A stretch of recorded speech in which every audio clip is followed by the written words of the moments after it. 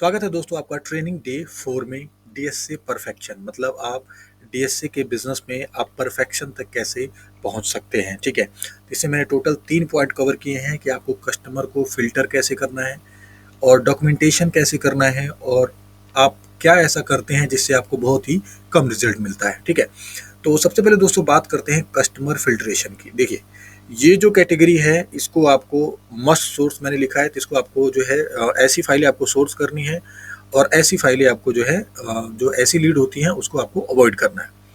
तो must source में क्या होता है, जैसे गुड सिविल, अगर किसी का सिविल बहुत अच्छा है ना, तो ऐसी फाइलें जो है आप सोर्स कर सकते हैं। और अगर सिविल के साथ साथ उसकी इनकम भी अच्छी है तो ये इस तरीके की फाइल पे आपको बहुत अच्छा रिजल्ट मिलेगा।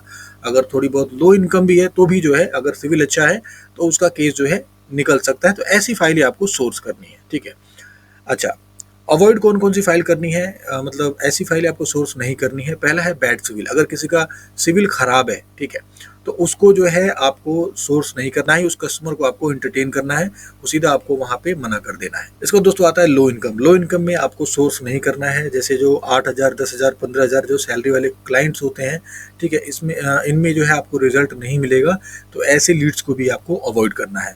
ठीक है, ब्लैक इनकम है ना, ये क्या होता है ब्लैक इनकम, कहने का मतलब ये कोई ऐसा कस्टमर है जिसकी जो है ब्लैक में तो बहुत सारी इनकम है, मतलब उसकी सेल्स बहुत ज़्यादा है, सब कुछ ज़्यादा है, लेकिन वो बैंक में ट्रांजेक्शन ही नहीं करता है, आईटीआर ही नहीं भरता है, जीएसटी नहीं भरता है ना, तो ऐसे कस्टमर का भी लोन होना मुश्किल है।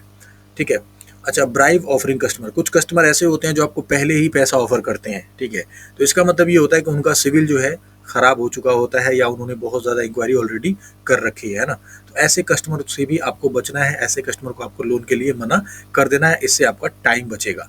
ठीक है, अच्छा, दूसरा ओवर लेवरेज कस्टमर, कोई ऐसा कस्टमर है जिसकी सैलरी 50,000 है और वो जो है उस कस्टमर को लोन कहीं से नहीं मिलेगा क्योंकि वो ओवर लेवरेज हो चुका है। ठीक है, तो ऐसे कस्टमर को भी आपको अवॉइड करना है। और विदाउट इनकम प्रूफ, कुछ कस्टमर ऐसे होते हैं जिनके पास इनकम प्रूफ ही नहीं होता है ना, उनको उनका सिविल भी बहुत अच्छा है, सब कुछ अच्छा है, लेकिन उनके पास इनकम प्रूफ नहीं है। तो इस कैटेगरी में भी आपको जो है ऐसे कस्टमर्स को आपको अवॉइड करना है। इसके बाद दोस्तों डॉक्यूमेंटेशन। ठीक है, डॉक्यूमेंटेशन में आपको क्या करना है, डॉक्यूमेंट्स यूजिंग कैमरा, कभी भी किसी लो क्वालिटी कैमरे से जो है आप डॉक्यूमेंट्स की फोटो ना लें।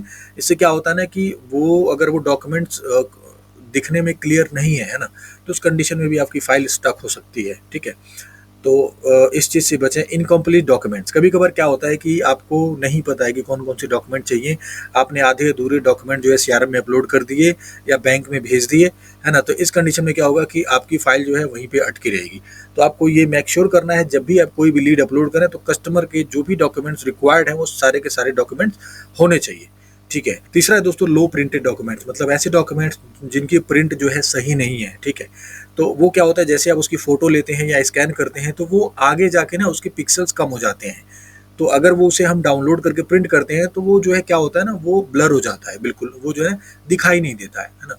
तो इस चीज़ से भी आपको बचना है कि डॉक्यूमेंट जो है बिल्कुल वेल प्रिंटेड होने चाहिए, बिल्कुल एक एक वर्ड जो है उसमें विजिबल होने चाहिए। ठीक है, अच्छा, चौथा है दोस्तों ओल्ड इनकम प्रूफ। कभी कभार क्या होता है कि जब भी हम लीड अपलोड करते हैं तो वहाँ पे क्या करते हैं, हम पुराने जो है इनकम डॉक्यूमेंट्स लगा देते हैं, मतलब 1 साल पुरानी बैंकिंग लगा दी, है ना, या सैलरी स्लिप लगा दी 6 महीने पुरानी।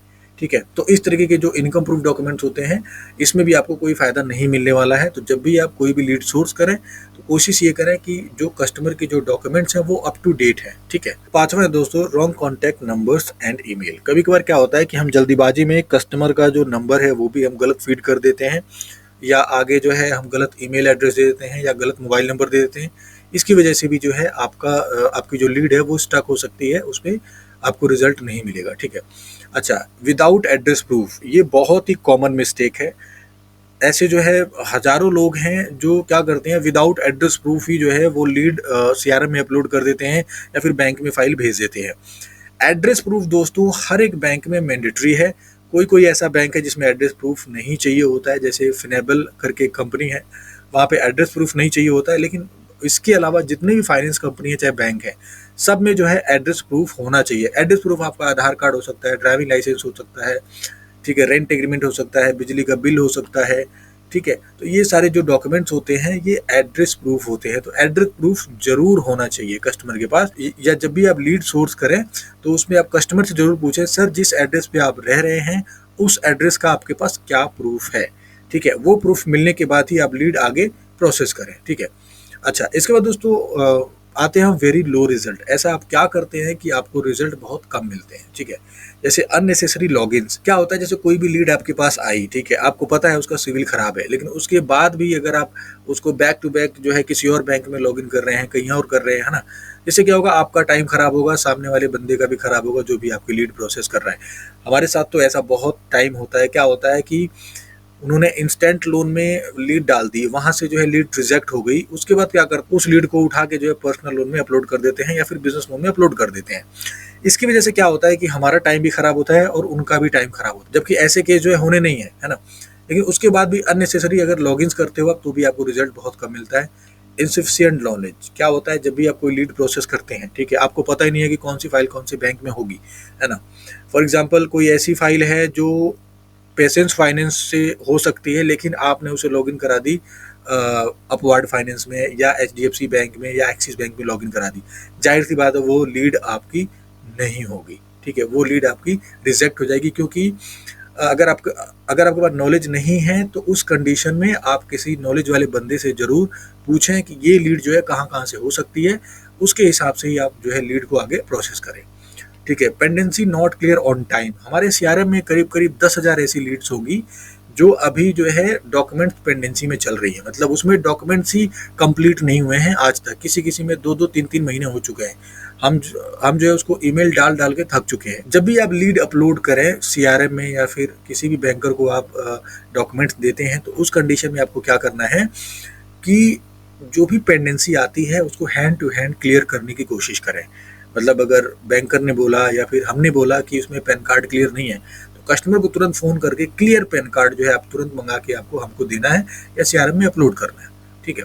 तो आपको पेंडेंसी कोई भी आए उसको हैंड टू हैंड अगर आप क्लियर करते हैं तो आपको रिजल्ट बहुत ही अच्छा मिलेगा, ठीक है। अच्छा, इसके बाद दोस्तों आता है चौथे नंबर पे आता है हमारा नो ट्रांसपेरेंसी विद क्लाइंट। क्या होता है कि क्लाइंट ने बोला कि मैं जो है मैक्सिमम 12% के इंटरेस्ट रेट पे ही लोन जो है ले पाऊंगा, लेकिन आपने क्या किया, उसको एनबीएफसी में या पेसेंस में या अपवार्ड में या कहीं भी आपने जो है लॉगिन करा दिया जहां से उसका 20% का इंटरेस्ट रेट आ गया। अब जाहिर सी बात है कि आपने कस्टमर को बताया नहीं है, ठीक है, तो उस टाइम पे कस्टमर जो है क्या होता है वहां से एनआई हो जाता है, ठीक है।